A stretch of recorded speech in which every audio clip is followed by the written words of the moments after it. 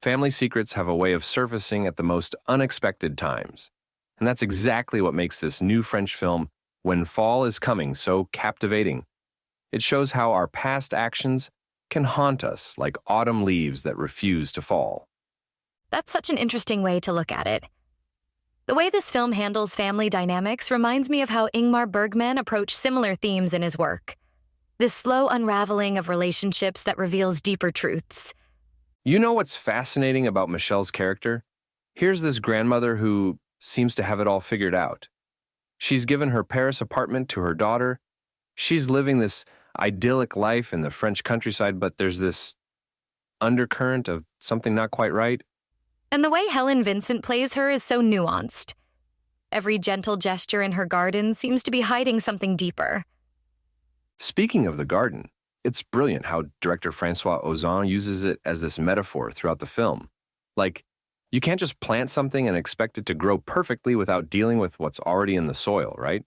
Just like you can't move forward without addressing your past. Well, that's exactly what makes the poisoned mushroom incident so powerful. It's like this perfect symbol of how something toxic from the past can suddenly emerge and destroy everything you've built. And the way the film handles the relationship between Michelle and her daughter, Valerie, oh man, Ludivine Seigne brings such complexity to that role. Here's a woman going through a divorce, fighting for custody, and yet her hostility toward her mother seems to go way beyond normal family tension. That makes me think about how the film explores different kinds of second chances. You've got Vincent, who's literally been in prison, and then you've got these emotional prisoners like Michelle and Valerie, trapped by their past. You know what's really clever about Ozon's direction?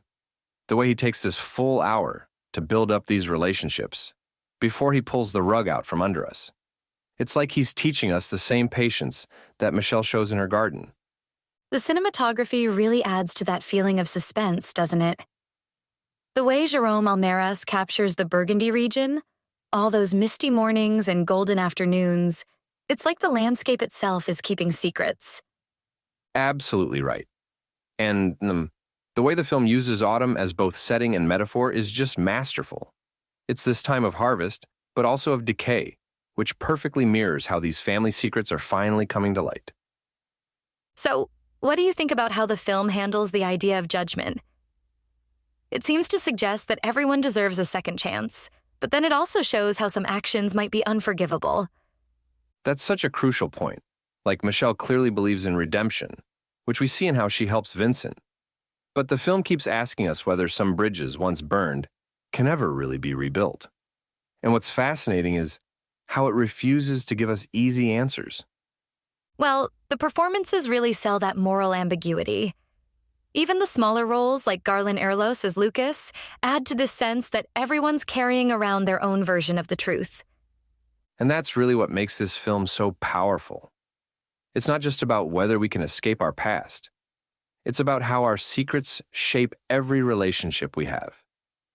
The way it's scored an 8 out of 10 feels right, because it's the kind of film that stays with you, making you question your own judgments and assumptions.